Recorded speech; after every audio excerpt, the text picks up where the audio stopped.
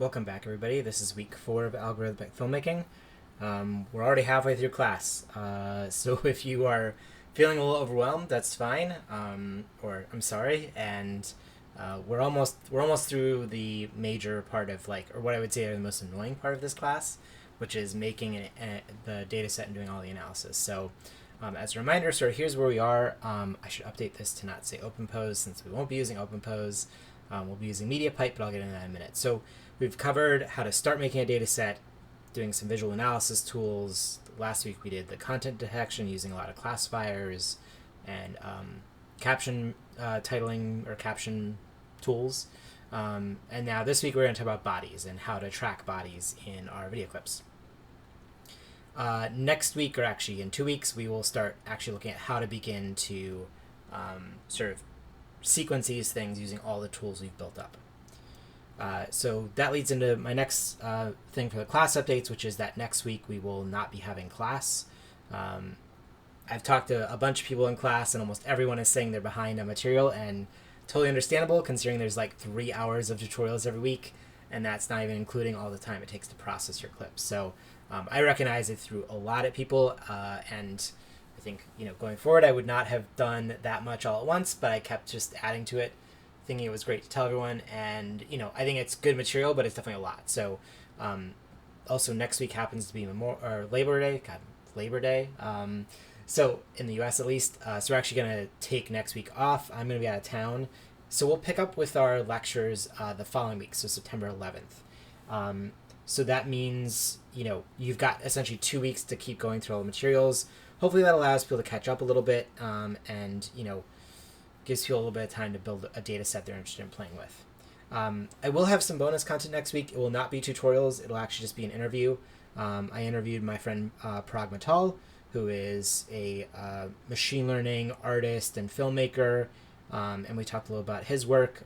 He actually produced a class that he put up on YouTube about a year and a half ago now. That's all about sort of this same material that we're doing here, but he takes a slightly different angle on it and looks at some different machine learning tools. So we'll chat about that. It's like a 30-minute, 45-minute interview about his work. Totally optional if you're interested in watching it. I think there's a ton of really good information in there. And if you are also really on the tutorial tip, all of his classes are on YouTube, and there's a ton of material there that I debated doing in this class, but actually I think it's kind of nice that we're kind of doing slightly different things, but approaching similar sort of conceptual ideas. I will also have a form starting in the next week or two that everyone can upload or give me some details about their Google Drive account and where their clips are stored and where their JSON file is stored. And what I'll do then is I'll run a batch script to pull everything in to my account and then give everyone access to that. Still trying to work through exactly what that means and how that will work. It's not the easiest thing with the way Drive works, but that's okay. So we'll figure out something, and I'll give people access to those files. So look for that on the Slack channel in the next week or two. So the big update for this week is this is the last week of what I would describe as analysis tools. So as I mentioned, there was some other stuff I thought about covering, but honestly I think it's better that we just move into the fun part of the class and start to sequence things and do different stuff to get interesting outputs. So this is the last week that we'll look at how to, sort of analyze what's in the clips we've pulled, and then next week we'll start at looking at how to sort of start to sequence those video clips into interesting techniques.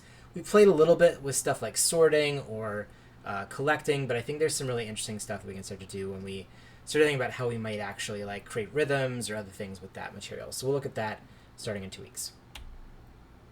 And the last thing I want to mention is because our notebooks are more or less done, there might be some bug fixes or some other things here or there. At this point, the sort of process for making your video data set is sort of locked in. So pretty much for every process, it's either PyScene detect. Let me add resolve here.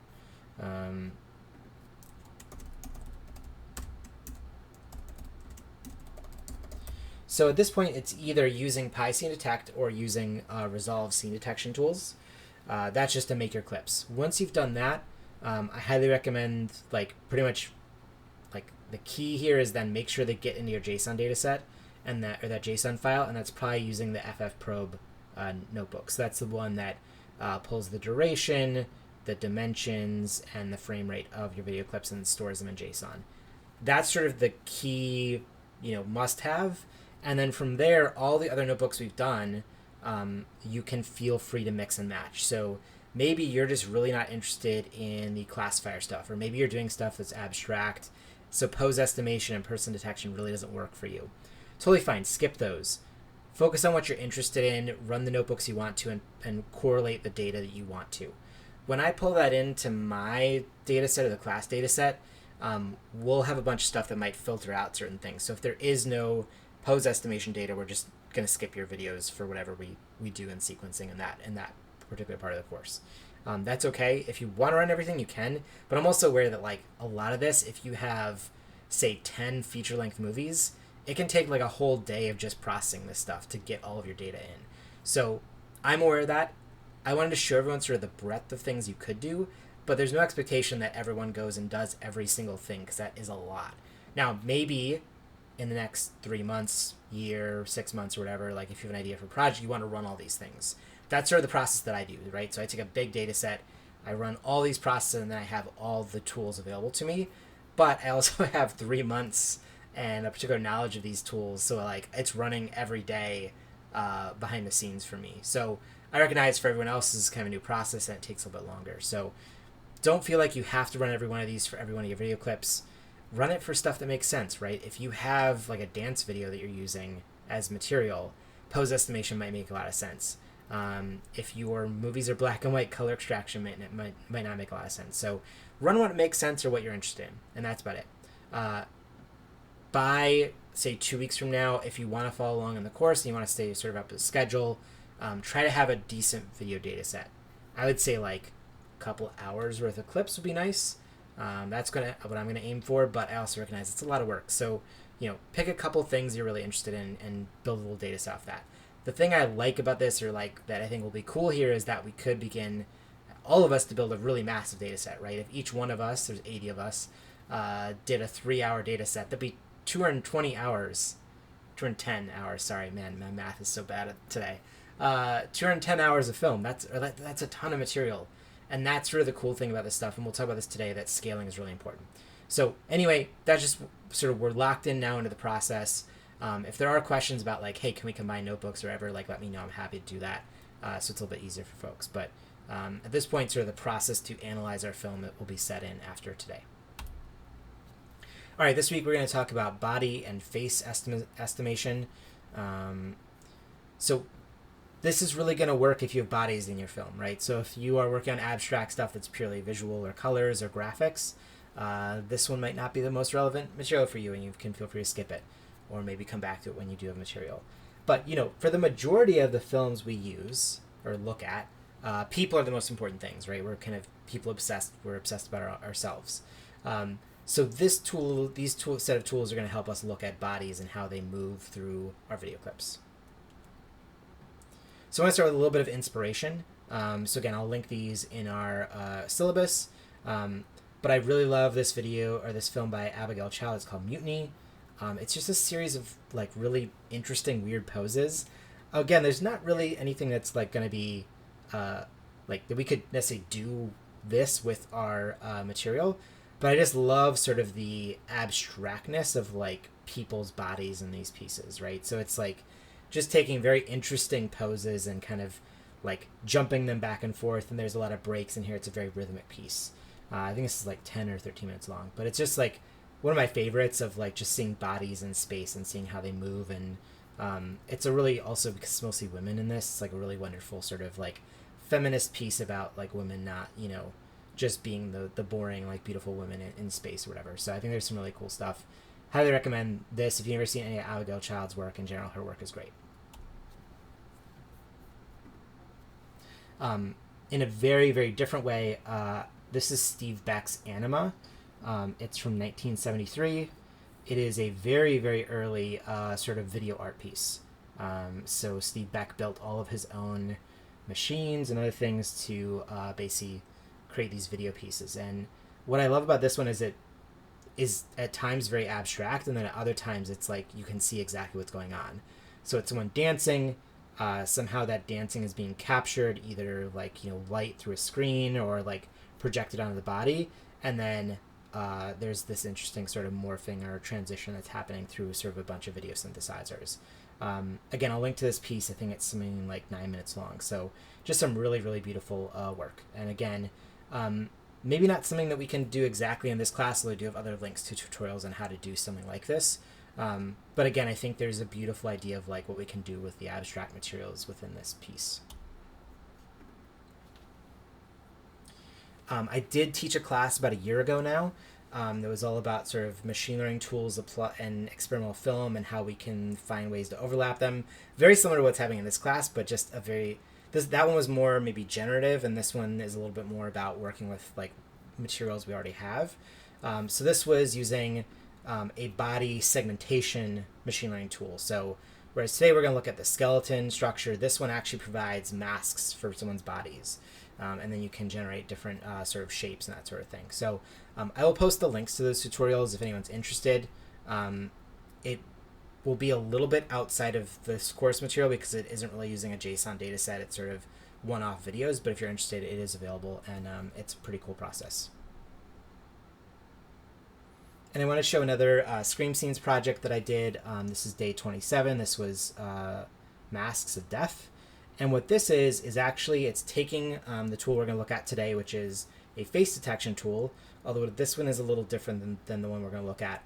And that tool draws outlines of people's faces. So what I did is processed a bunch of those video clips that I've been working with on Scream Scenes, got back the face data in this sort of skeletal frame, then I redrew all of them, by hand over sort of like a light table or whatever, and then scanned them back in, did a bunch of coloring and other things with it, and then began to make this sort of visual collage of these faces.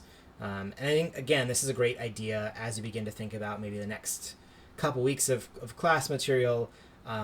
This goes sort of outside of maybe what we're going to look at, but like it's totally reasonable because you have that face point data. And you could think about doing this as more of a generative or illustrative project than, say, just video clips sequenced in a certain way. So just want to show that because this is some stuff we'll be working on and kind of related. I'll link to some of the material as well if you're interested in sort of like doing this exact technique. So pose estimation. Pose estimation is a category of machine learning models. So there are many, many machine learning models that do this. We'll talk about some of the ins and outs of them this week. And basically what it does is it takes an image hopefully of a person, although there are some models that also work with animals. And it approximates sort of their skeleton. So it approximates sort of their major body points. I don't mean like rib cage, like it's like shoulder or elbow or wrist. And that generates then a skeleton shape of what they look like. And these points, that wrist, that elbow, that shoulder, are what we call key points or landmarks. You'll sort of see them referred to maybe interchangeably, or one model will call them a landmark, another will call it a key point. That is essentially the points of the body. Now there's also, we're going to look at both the body detection, but also look at face detection. So there are face models that are just on different points of the face. So nose, eyes, ears. Some models go into like really fine detail with that. So this is essentially what it looks like. You feed it an image, and what it gives back to you is it gives back to you a series of points. So point 0 is the nose, point 1 is the left eye, point 2 is the right eye, on and on and on. And what you'll see is usually those tools also then have a tool to actually generate the dot connections, right? So like 0 connects to 1, 0 connects to 2. Shoulders are 5 and 6, so there's a straight line that actually connects all these pieces. So this is kind of the crux of what we're going to do, but the thing is when you start to do it in motion over all of your frames, you get really interesting data back. And we'll talk about how to use that data. So what are some ways to use pose estimation? So some stuff we're going to look at is we're going to look at body direction. So when we get a clip of someone walking in a certain direction, we can use that pose estimation to actually figure out either how far they walk, or are they moving to the left, are they moving to the right, etc., etc.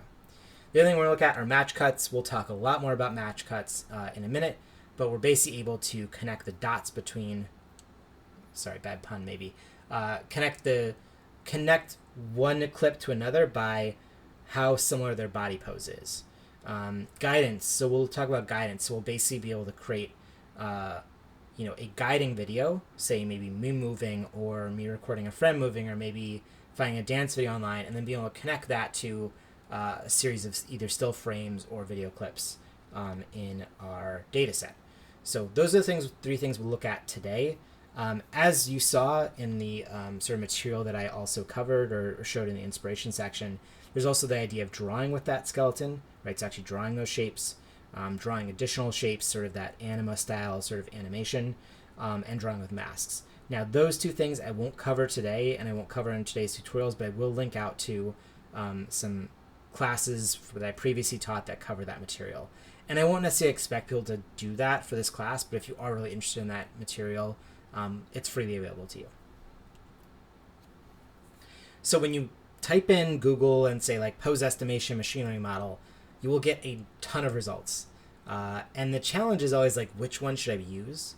And I've kind of answered it for us in class because it's the one we're going to use in this class. But I want to talk a little about the differences between some of these and things to look for as you choose a estimation model.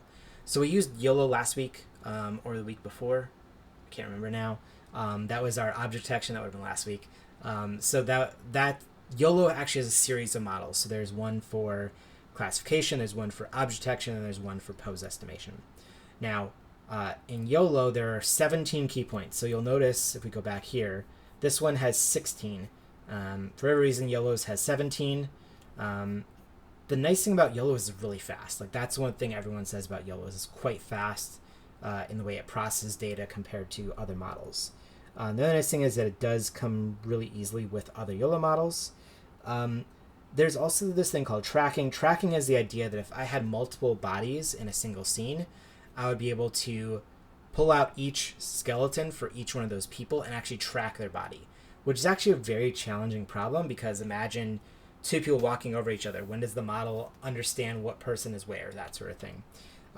So there is sort of a tracking component to this model, which might make it interesting. The reason we're not going to use this model in this class is there's no face estimation. There's like 2 or 3 points for the face, but there's no like actual face model. The other nice thing about YOLO is that, or maybe not nice, depending on how you feel about it, they do keep updating the version. So they keep updating the model, and sometimes that means there's little changes here and there. So with all these notebooks, I'm giving like a 6-month like expiration date on these things. Like I will try to keep them up to date as long as I can. But if you try them 3 years from now, I can't guarantee anything with these notebooks because they likely do, after time, sort of degrade. So especially with YOLO, they might be changing versions any minute now. Who knows? MediaPipe. So MediaPipe is actually, spoiler alert, the one we're going to use in this class. We'll talk about why in a minute. But MediaPipe has 33 key points per body. So double the number of key points, essentially. The nice thing about MediaPipe is it's pretty fast. The nice thing for us in our Colab notebooks is that it's CPU only right now, which actually is bad, but it works. It means it's cheap to use our Colab notebooks. There is some face data in the key points, but there's also a separate face only model, which we will look at in our tutorial section. Downside is right now, for whatever reason, it is CPU only. I think there's a new version of MediaPipe. MediaPipe's also from Google. I think they're just pushed out a new version, and they're still like bringing it up to date with all the old versions. So if you're familiar with like, Googling for software technology and trying to figure out code samples and that sort of thing, there's like 3 or 4 different versions of MediaPipe, which means it's really hard to figure out what's going where, or what the newest version does. So I've spent quite a lot of time this week making sure that we have the latest version, latest code, and it works well, and it does. But if you just were to Google like MediaPipe examples, like you'll find a very different coding style and very different functions. So it's very confusing. There's no tracking in this model. There's kind of a way to get pseudo tracking using object detection, but it's not really the best. So for this class, we might actually look mostly at single bodies and videos, but we can talk about other ways to work around that. There are new versions all the time. As I said, there's a ton of like new data, and like they just pushed out this new preview update that is the latest and greatest and fastest, but like it's also kind of a mess. So just be aware that like if you do try to like find some code, you might find out of date stuff that doesn't work with the new version. OpenPose. So I had previously taught with OpenPose. I actually kind of thought that maybe I would teach it again for this class, but there's a couple reasons why I chose not to. So with OpenPose, there's actually a bunch of different models, and the number of key points and the order of key points can vary by the model you use. The good thing about OpenPose is pretty stable. It's been out for a number of years. It's by a lab at Carnegie Mellon, and it generally hasn't had a ton of updates, which is actually the downside, but it's also pretty stable. So if I were to use it this week and then use it again in 2 years, it's probably not going to change that much. There are faces in the key point data or landmark data, and there are additional face models that can enhance or add additional layers of key point data. The downside and the reason I didn't really want to use it is it's kind of slow. It's like definitely like slowest of all of them. It's GPU only, which means it would have been a little bit more expensive for us to run. There's no tracking. For like 3 years, there's been experimental tracking branch that has never been updated. So there's no tracking. And then honestly, like the downside of the stability is that there's very few updates. With machine learning, stuff changes like every couple like days, weeks, or months. And the last time OpenPose made a big update that was actually helpful has been years probably.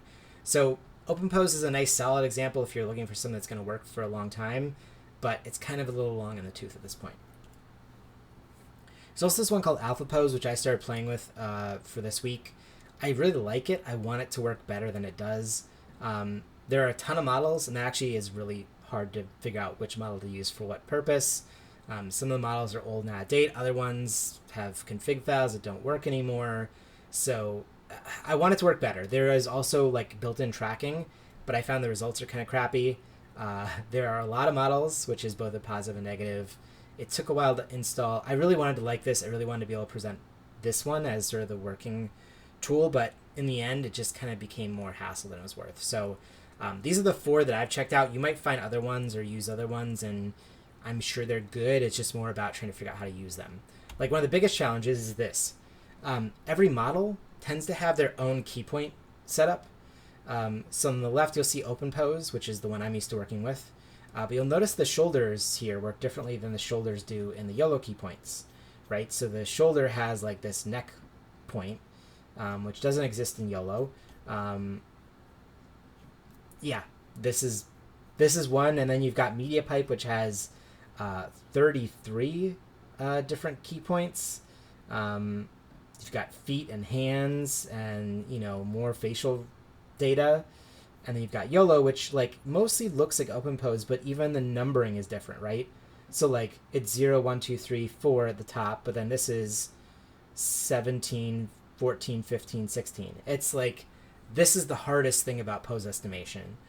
Is trying to figure out what key point goes where so I can draw these things correctly. And most of them have libraries for the drawing stuff, but if you want to take it out into like P5 or do your own sort of tooling, it's a mess. I wish this were a little more standardized, but unfortunately it's not. And to make matters worse, when you get into face data sets, these are 2 different models that are both from Google, and we'll look at one of these today. So we'll actually look at the version on the left, which gives you basically a bounding box and then I think 6 points. So what is it? Center of the eyes, nose, mouth, and then I think outside of the face. And then that's compared to what they call a face detection model, which I think has something like 477 key points. It might be 466 or 469. I actually found a bunch of numbers. But look how many key points this would be. Now, you might look at this and say, like, well, isn't that better because it's more key points, so it's more accurate? The downside of this is because we're going to save every single frame from our video data as an individual key point in our JSON file, this would turn our JSON file into like 10 gigabytes of data because there's so much data in this. Whereas really what we want is like the closest up approximation without getting too crazy. So I would actually say like a couple more key points would be nice here, but 477 is insane. There's no way we need this much. This is for like remeshing like a zoom image or something, like some of those crazy models that you're starting to hear about. So we're going to use the face landmarks because it's simple and it's okay. It's generally good enough for us for what our purpose is. But it gets really crazy. Like every one of these models has new key point data, landmark data. There's bounding boxes. There's key points. There's other things, and it's kind of a nightmare to handle. So we're going to do it as simply as possible. I built the notebook just to work for us and what we're going to do. But if you want to expand beyond that, you may find yourself kind of in this world of trying to figure things out. So as I mentioned, we will mostly use MediaPipe in this class. Actually, we'll only use MediaPipe with the official notebooks from this class. As I mentioned, I did cover OpenPose in my experimental film class. So the stuff I'm going to share from you there will be using OpenPose. And it'll go through how to install it and run it using a Colab notebook as well. But just be aware of that is a thing you'll have to worry about. I mean, maybe not. The data we're going to pull in for our JSON data set will be from MediaPipe, and that will be the expectation. So a couple warnings here. It is often good to pair a pose estimator with an object detector, and that's what we're going to do in this class. So basically, you want to know how many people are in your scene, so then you can tell the pose estimation model to accurately count for those. The thing is, if you tell it to find 10 people in a model, it will find 10 people in the model whether there's 10 people in that image or not. It'll turn the trees into a model, it'll turn other things into models. So in general, it's good to know exactly how many people are in your scene to tell the model to look for that many people. That way it also like highlights the actual person. So if there's only one person in the model, it's not going to find some other random image. These models do really poorly with fast or blurry motion. That probably makes sense, right? Like they're trained on individual static images, maybe someone in a very simple pose. So it's always good to test this on a series of clips that you have first. If you have a ton of, blurry motion clips and you're like, oh, this will work perfect for me, like you might be disappointed. So generally test on a clip or two before processing the whole set because it does take some time. And as I sort of mentioned with that face detection model, you might just think like, oh, the model with the most points is going to be the most accurate. Not always the case. In fact, more data points can actually almost confuse the model. So while I'm choosing MediaPipe as our solution for this class, if you really get into this stuff, you might actually find for your purposes OpenPose, a particular model of OpenPose works better. Or maybe AlphaPose with tracking is enough for what you want or whatever it is. So, we'll look at it in this class, but I always encourage people to try and experiment with other things if they want to. Okay, so let's talk about how body direction works. So body direction works by taking our skeleton from essentially our first and last frames, and then we can approximate the direction of movement. So let's talk about an example of this. So let's take this clip. So we just have someone with their dog walking from the right of screen to the left of screen.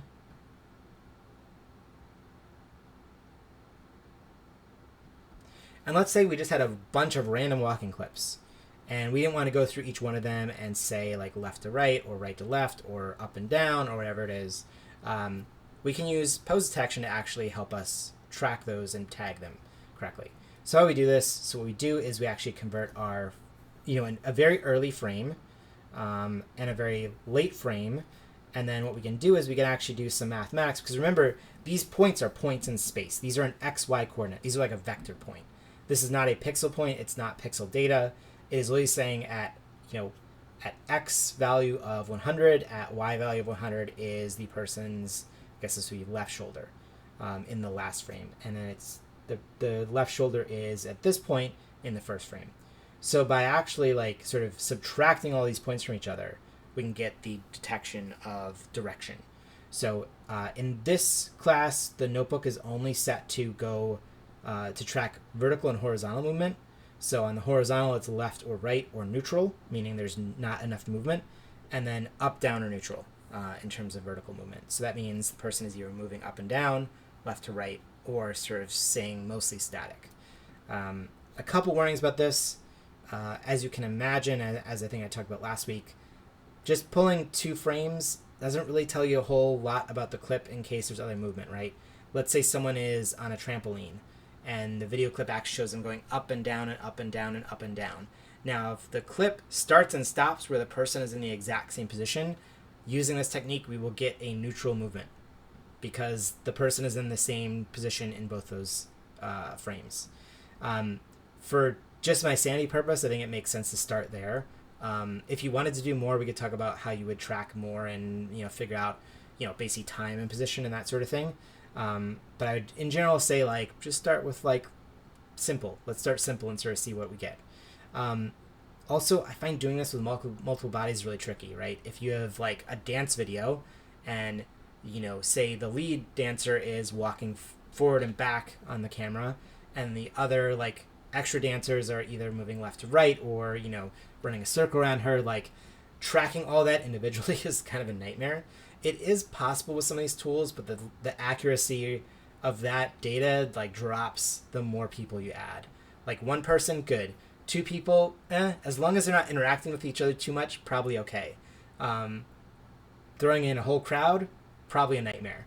Now you will see videos online, especially from the labs that make these tools, of them having perfect pose tracking. But if you actually watch those videos, you'll see those people do not interact with each other at all. It's basically like they're walking in a straight line together, and therefore they don't interact, and therefore the tracking is pretty easy. With most of our videos, it is not like that at all, and it is a nightmare to track that. Maybe in the future, in a year or two, we actually have better tools for that, but for now, that's what we have. Okay, so now let's talk a little bit about match cuts. So match cuts, conceptually in cinema language, it's really more conceptual. It actually connects two film clips together that maybe are not, that are disparate images. So I was doing a little bit of research last night, and I heard that there's a piece in Wong Kar-wai's Chungking Express where a plane is actually taking off, sort of off the landing strip, and then that cuts to a kid playing with a toy plane. Great example of a match cut because humans make the connection between those two objects, even though they are drastically different in scale and in context and that sort of thing. That's maybe a more conceptual match cut. A lot of people talk about match cuts as pose switching. So basically like finding a body in a certain pose and then finding the match in a different clip. That's what we'll look at today, but there's kind of a bunch of these concepts. And actually Netflix put out this like video from their machine learning team like a month and a half ago, a couple months ago, that was basically like, we've perfected match cuts. And all they did was show how you can match poses from different video clips. I was kind of annoyed because I've been doing that for a couple of years and I don't have Netflix money, so it's not like it's that hard to do. Like that's what we're going to look at today. But they made it sound like they were revolutionizing it, which is kind of annoying. But that's, a little gripe from me. So in this class, when we talk about match cuts, and in this particular context, we'll talk about pose detection.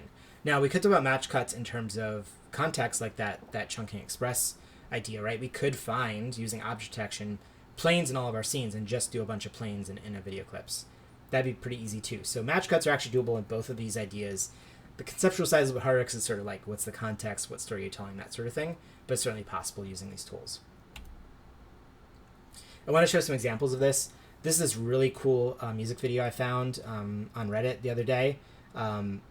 Just really, really fun. And actually, honestly, I saw that the director had left a comment in the Reddit that said they had to build like this custom rig to actually do this match cut. It's also shot on film, which has got to be a nightmare because at least with digital you could like visualize things together, but this was probably very, very hard. But I just really love this concept. It's really fun. Maybe has a little Wes Anderson vibe, but maybe it's just the drum suits or whatever that give me that. But in general, just like really cool and a fun use of match cuts. Now, obviously, they plan this out and probably do a lot of work to actually make that happen. But it's still really interesting, like how well it actually works. This is one of my own pieces. This was a piece called Human Centipede. I promise there are no clips from that film in this. But the idea was just taking face tracking and matching. And some of these don't work well. That last one worked really, really well. I'm really pleased with how that one turned out. We'll talk a little about some of the downsides of trying to do this. But again, this was, I don't know, a couple thousand clips. And I ran it through the exact same tool we're going to look at today. Actually slightly different, but like mostly the same. And it makes connections between these clips by looking at the face poses. Now, you'll notice as we get further and further away from the first clips, it gets less and less connected. Like that one's actually okay. But this is a big challenge, especially using like random data sets. So just be aware of that.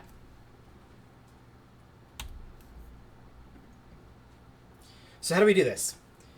There's a couple different ways we can do this. We can work on the frame level. We can work on the clip level. So in that video you saw in Human Centipede, what I did is I took the last frame of every clip and then tried to match it to the best first frame of every clip. That tends to be less data. It's pretty easy to do. I've done other stuff. I'll show you these in a minute where I've done every single frame has been from a different video. And those get kind of chaotic and you have to have a ton of data. But let's take a look at this on a very simple level, how we do this. Very similar to body detection, or the direction detection, actually. So let's say we have this image, quite a blurry image, and we extract our poses from it. And here's what we get. Now, when you look at this here, actually, you'll notice that it is incorrect. Again, these are estimation models. They are probability models that are not entirely accurate. And again, because this image is kind of blurry, it decided that her arm is not up here. It decided that this person's arm is down here. So they're always not accurate. And that's kind of one of the challenges with these things as you play with them too. Let's say we've got a bunch of sample clips and we want to just find the closest one that matches. So what we can do is we can actually take a look at both of those key points for both images. And again, using a similar technique to the direction tool, actually figure out the distance from each of these points. So let's say we want to figure out the distance from the right shoulder to the right shoulder, left shoulder to left shoulder, each pose all the way down. At this point, you will get an average score. You'll get a score that says, like, hey, this is an average of 300 pixels away from the actual, like, you know, same skeleton. We can compare that for another clip and for another clip. And based on the data we have, we can say, like, just find me the closest image. What is the closest one using the shortest distance score, essentially? So what is the shortest distance? Now, in the example that I actually will run today in my tutorials, these two clips actually end up being the closest. And you can look at this and be like, wow, those are really far off. But actually, when you look at the video, it's not that far off. You can kind of see how it works. Now, this is the thing. It's really hard to find enough data using found footage to have clips that actually perfectly match up. This requires a lot of data. I actually have always been meaning to do like one of those like TikTok dance videos and actually like intercutting all of the like same dances from different people. If anyone is looking for a project to do over the next couple weeks, like that would be a fun one. But it takes a lot of data, and I bet even with TikTok dances, people are in different poses, the camera is at a slightly different focal length, or like, you know, you're turned a little bit differently, and it's going to be hard to match up that data. This does require a ton of data. We'll look at a piece in just a minute called Editation on Violence that I did, and it has something like 10 million different images, and you'll see that it's still pretty inaccurate. So a ton of data is really required for this tool. Play with what you have with today, and you might be happy, like kind of surprised by the results, or you might be like, this is terrible, I never want to do this, and I don't think it will really work. Kind of both tend to be true, but you do need a lot of data. The other thing I should mention is your dimensions affect this technique. So let's say you've got one clip that is 4:3 and another clip that is really wide, say 2.4 to 1. The problem is that like the way the model gives you your data is always from the top left corner. So that means that like your 4:3 is going to be on a different sort of scale than your really widescreen video. In general, I recommend that if you really are interested in doing this correctly, you have to rescale all of your videos to the same dimensions, meaning all of them have to be at 4:3, all of them have to be at, you know, 1920 by 1080. They all need to be on basically the same scale.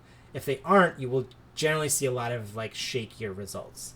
And this is again, like, you know, with the week between classes or 2 weeks between classes, there's a lot to do. So I'm not expecting everyone to do that. We will just rough it and sort of see what we get. But, you know, the results could be better if all of our data were normalized and sequenced in the same dimensions. Again, that's really hard and maybe not something that anyone wants to do. Last thing I'll say is this creates a really big JSON file. I have stripped all of the data down to like the most bare bones, and it still creates really big files. When I do this in my own work across, you know, 100 films or whatever, I usually end up with like gigabyte size JSON files. Now, a JSON file is just text, meaning there is a ton of text in this file to make a gigabyte size file.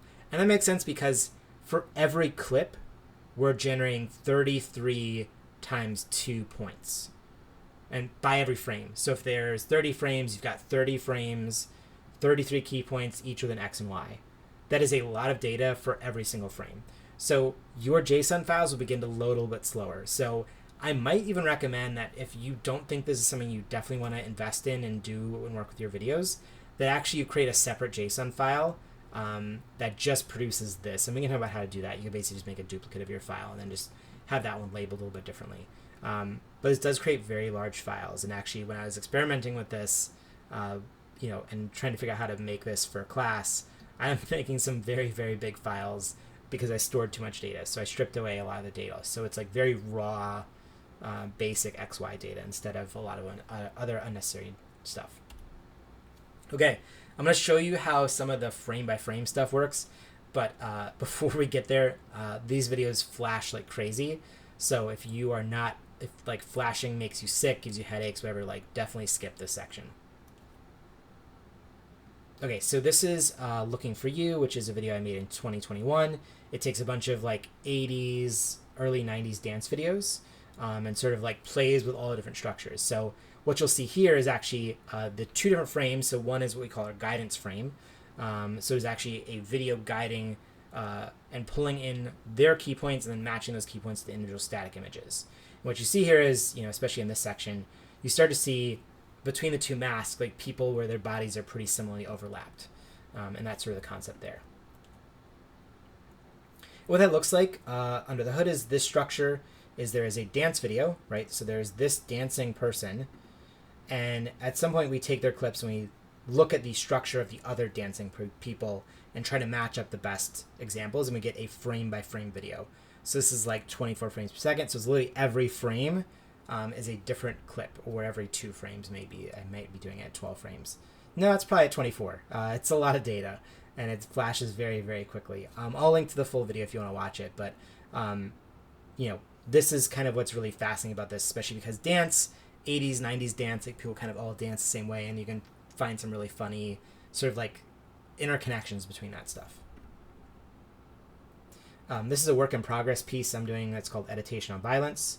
What this does, it takes a Maya Deren film of someone doing, what is this, Tai Chi? This is Tai Chi, and extracts the pose data and then matches it with, I think, pretty much every superhero film I could find. And you'll see down here, you get some really, really crazy, glitchy stuff. But there's these beautiful moments where, like, you can really see the person, doing the exact sort of pose structure. And this is kind of what's fun about this technique, but I also realize this is not for everyone. This took me 3 months to build the data set for this. So 3 months of pulling out every single frame from every single Marvel and DC movie over the past 15 years, processing all the key points, and then running the detection code that matches everything up. It is quite a lot of work, but I kind of love this output, and I'm still sort of exploring like exactly where this goes. That's my favorite, is when he does the arms open and you see people's arms actually open, which is really, really beautiful and really fun. So again, not expecting everyone to get to this level in the next 2 weeks, but here's kind of the stuff you can do with these tools that I think are really, really fascinating. All right, so I actually think the tutorials might be a little bit shorter this week. I'm hoping, fingers crossed. We're going to look at a couple things. So we'll look at how to do person counting using object detection. This will help tell us if there's only one person in the clip, 3 people in the clip, whatever. I generally recommend that start with like only working off of the objects or the clips that have one person in them. It'll be a little bit easier. Then we're going to look at how to do the pose estimation, the direction analysis, and pose matching. Then we'll look at how to do that with just the face model, so just looking at faces. And then lastly, I will show you the code for doing frame by frame matching, so doing that crazy glitchy stuff. Again, you probably won't have enough data to actually get good results from that. Maybe you will. I don't know. Maybe you've got ideas. But we'll look at how to actually have a video guide all of our other structures. So that's it. That's what we're going to cover this week. Homework is obviously to continue to add to your video data set. Maybe you want to go all in on dance videos. I'm happy to share some of mine with you. There's a ton of cool stuff out there. Maybe you're like, you know what, this is fun, but I don't think pose detection is for me. And you want to keep adding other videos like, abstract stuff or other things. Feel free, add to your video data set. And then I just want people to play with this. Like, do you find this fascinating? Is it interesting? Does it help you understand like the pieces you're working off of or whatever? Yeah, so give this a shot, see what you think about it. At this point, let's jump into tutorials. And again, I hope everyone has fun with this. And I promise in 2 weeks when we start doing the sequencing, it'll all make sense why we're doing all this work. So it'll be really fun. All right, let's jump into tutorials.